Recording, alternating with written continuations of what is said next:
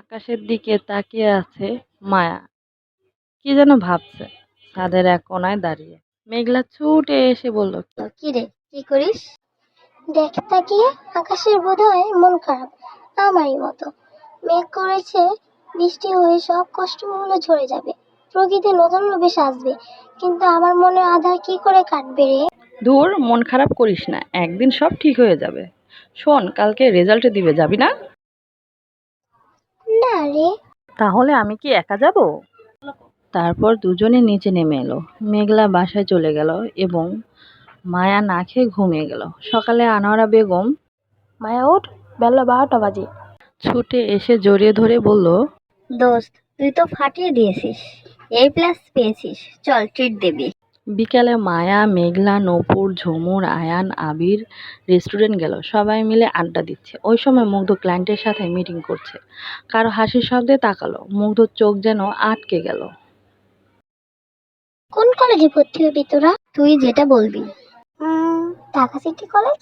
ওকে, সবাই ডান। তারপর সবাই চলে গেল। এদিকে মুগ্ধ এক অজানা অনুভূতিতে ডুবে গেছে। এক ডানাকাটা পরী, শ্যামবর্ণ গায়ের রং, হাইট 5 ফুট 2 হবে হয়তো, মেধিন পেট, সাদা 3 পিস পরিহিত, যেন সত্যি ডানাকাটা পরী। Just wow.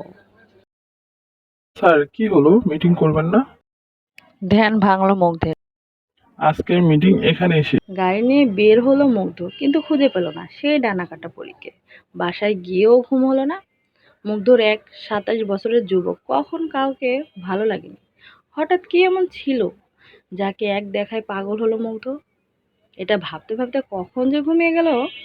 জানালার ফাঁকা দিয়ে সূর্য মামা উকি দিয়ে আছে। চোখ খুলে মুগ্ধ ঘড়ির দিকে তাকালো, দেখলো 8টা বাজে। তাড়াতাড়ি ফ্রেশ হয়ে নিচে নেমে এলো। আম্মুকে ডাকলো, এই তো বাবা আসছি, এখন আর পারি না তাড়াতাড়ি কাজ করতে।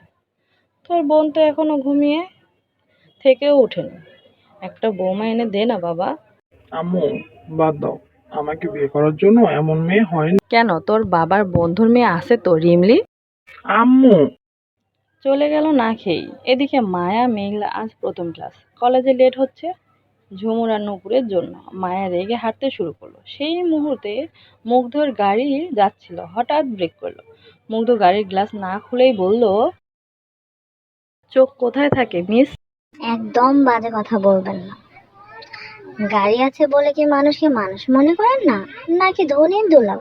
বেশি কথা বললে গাড়ির গ্লাস ভেঙে দেব। এমনি আমার লেট হচ্ছে, যত সব আজেরা পাবলিক। মায়া যখনই চলে গেল আর মুগ্ধ গাড়ির জানালা খুলে অবাক।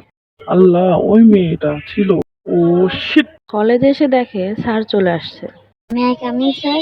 প্রথম দিন লেট বললো স্যার।